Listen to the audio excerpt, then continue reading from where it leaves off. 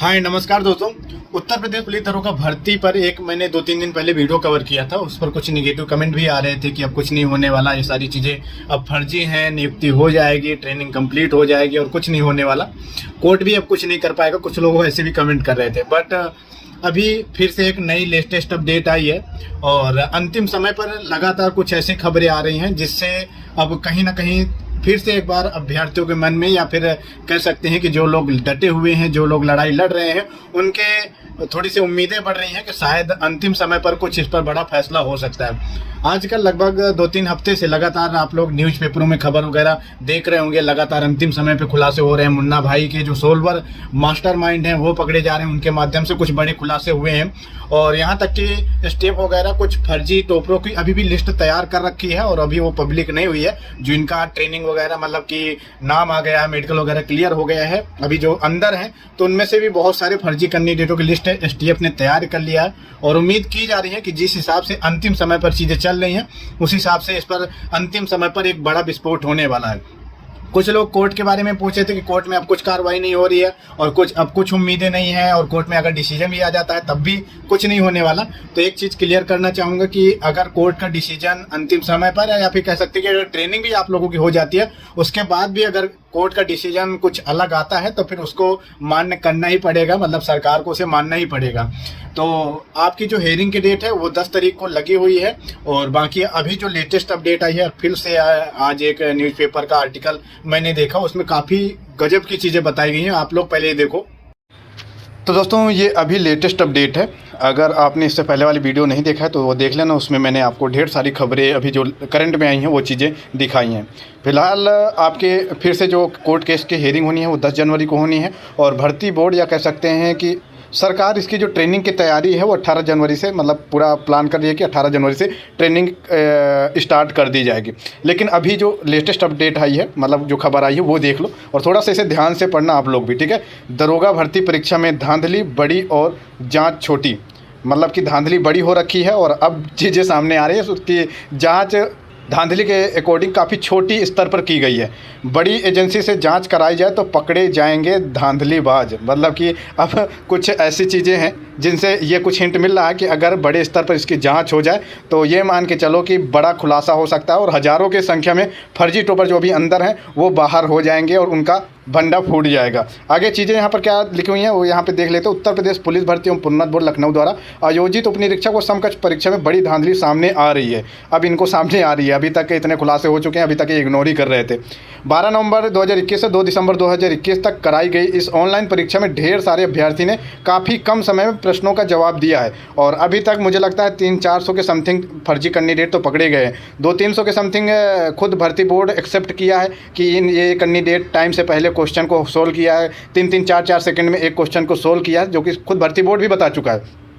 जांच में इसे असामान्य व अस्वाभाविक माना गया है, लेकिन अभी भी थाने स्तर से जांच हो रही है, मतलब छोटे स्तर से जांच हो रही है, थाने स्तर से जांच हो रही है, कोई बड़े स्तर पे जांच नहीं हो रही है। लेकिन कुछ चीज़ें हिंट दे रही हैं कि अगर कुछ बड़े खुलासे हो जाते हैं तो हो सकता है इस पर बड़े स्तर पर भी जांच हो जाए। जबकि राज्य सरकार की अन्य एजेंसियों के तुलना में थाने स्तर पर संसाधन व दायरा बेहद कमज़ोर है। बावजूद इसके शासन स्तर पर इस मामले को गंभीरता से नहीं लिया जा रहा है, जो उसकी मंशा पर भी सवाल खड़ा करता है। और ये चीज़ पहले से भी उठती आ रही है। और इसमें बताया गया है और कि इसमें 3 अभ्यर्थी हाल ही में अभी गिरफ्तारी जिनकी हो चुकी है। माना जा रहा है कि अगर किसी बड़ी एजेंसी से जांच कराई जाए तो धांधलीबाजों से के गहरी जड़ों का उखाड़ा जा सकता है, जो कि चीज़ें पहले भी बताई जा चुकी हैं कि अगर तगड़े से जांच हो जाती है, कोई बड़ी एजेंसी इस पर जांच कर लेती है, सीबीआई वगैरह जांच कर लेती है, तो हज़ारों की संख्या में फर्जी टोपर सामने आएंगे। अभी भी शामली जिले से एक निवासी एक अभ्यर्थी अक्षय मलिक की जांच रिपोर्ट पर नज़र डालें तो इस परीक्षा में किसी कदर धांधली की गई है, यह साफ दिखते है।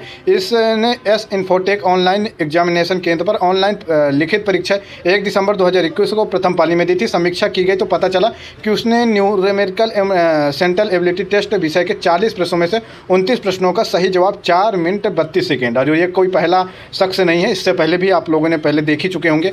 कई सैकड़ों की संख्या में 3-3, 4-4 मिनट में 30-30, 40-40 क्वेश्चन सोल्व किए गए हैं। उक्त प्रश्नों को पढ़कर 9.37 सेकंड खर्च किया गया है, इससे असामान्य माना गया है।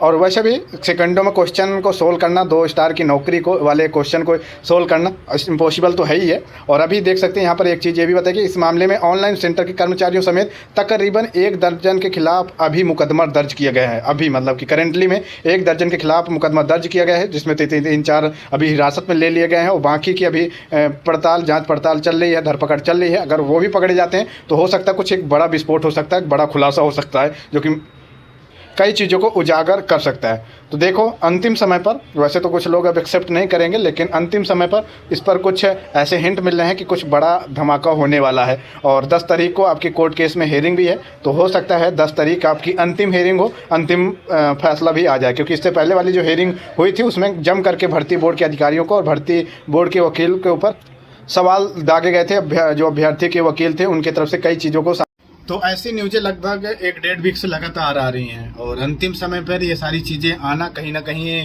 थोड़ा सा एक हिंट दे रहा अभ्यर्थियों के जो लोग लगे हुए हैं, उनको भी थोड़ी सी उम्मीदें बढ़ रही हैं कि शायद अंतिम समय पर कुछ बड़ा एक्शन या कुछ बड़ा फैसला हो सकता है। और अब कहीं ना कहीं सरकार पर भी इनडायरेक्टली सवाल तो पहले भी उठ रहे थे, लेकिन अब एक बार फिर से ज़बरदस्त तरीके से सवाल उठ रहे हैं कि आखिरकार इतना बड़ा धांधली, इतना बड़ा घोटाला, इतने बड़े खुलासे हो चुके हैं, तो सरकार इस पर सनामन्य क्यों बैठी हुई है? योगी सरकार इस पर बोलने से कतरा क्यों रही है? तो ये सारी चीज़ें हो रही हैं। अब देखो अगर और कुछ खुलासे हो जाते हैं या फिर ये मान के चलो कि 10 तारीख को जो आपकी हेयरिंग होनी है कोर्ट में, अगर उस पर कुछ बड़ा फैसला हो जाता है तो फिर ये समझो कि जो ट्रेनिंग में जाने वाले अभ्यर्थी हैं उनका थोड़ा सा मुश्किल में हो जाएगा, समझ ही सकते हो, उनकी थोड़ी सी मुश्किलें बढ़ जाएंगी। ठीक है, और बाकी जो भी फर्जी टॉपर हैं वो अभी भी सेफ मत रहो भाई, ठीक है, क्योंकि जिस हिसाब से अंतिम समय पर आप लोग देख रहे होंगे न्यूज वगैरह आ रही हैं, तो उस हिसाब से थोड़ा सा खतरे से खाली नहीं है फर्जी टॉपरों के लिए।